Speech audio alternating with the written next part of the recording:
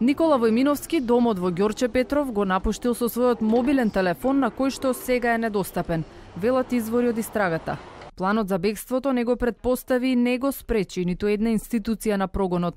Обвинителот Дарко Јакимовски, кој го водеше предметот за обид за убиство врз Зијадин Села, во телефонски разговор вели дека ниту една постапка на Војминовски не упатувала на евентуално бегство досега. Војминовски половина година примерно ја издржувал мерката куќен притвор, а кога беше изречена пресудата од 13,5 години затвор во јули лани, обвинителот не побара притвор поради влошена здравствена состојба на осудениот. Судот ја прифати наведената причина од страна на одбраната, во која јавноста неспорно можеше да се увери кога на 18.4.2018 година обвинетиот колабираше на едно од рочиштата и интервенираше итната медицинска помош.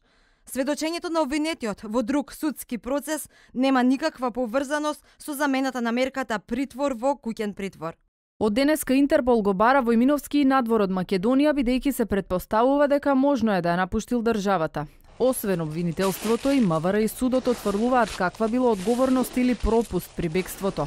Но упатените се сомневаат дека билетот во непознат правец Војминовски го купил кога сведочеше во процесот за 27 април, и кога го откри планот за планирана воена состојба, но и повикувањето на народот во собранието од страна на пратеникот Љубен Арнаудов, кој сега е амнестиран.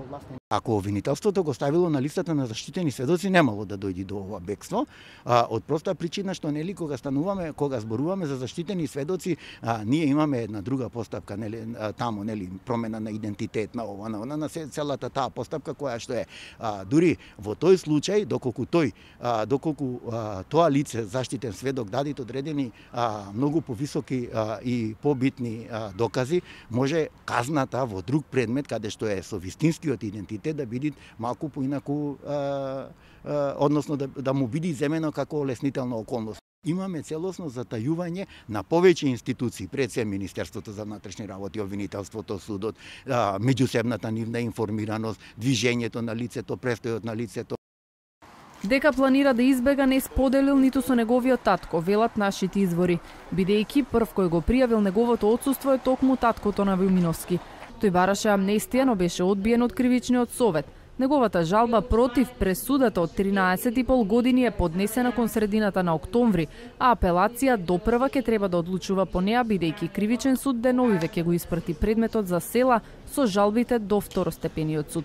Никола Војминовски, еден од 7 осудени во обидот за убиство врз пратеникот Зијадин Села, е единствено тој и Александар Јаневски Тошта чекаа правосилност на пресудата во домашен притвор поради влошена здравствена состојба, додека останатите се зад решетки. Покрај поранешниот премиер Груевски, агентот Бошковски, гинекологот Дамчевски, Војминовски е четвртиот Никола на листата побегнати од предмети кои ја брануваа јавноста во изминатите 2 години.